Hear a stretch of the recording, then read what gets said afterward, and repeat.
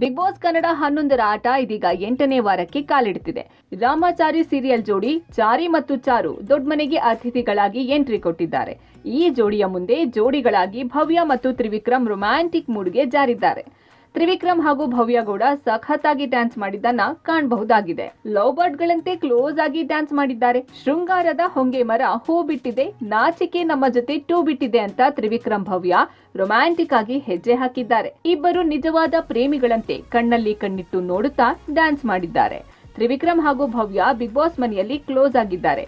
ಇವರು ಇದೀಗ full romantic ಆಗಿ ಡ್ಯಾನ್ಸ್ ಮಾಡಿದ್ದಾರೆ.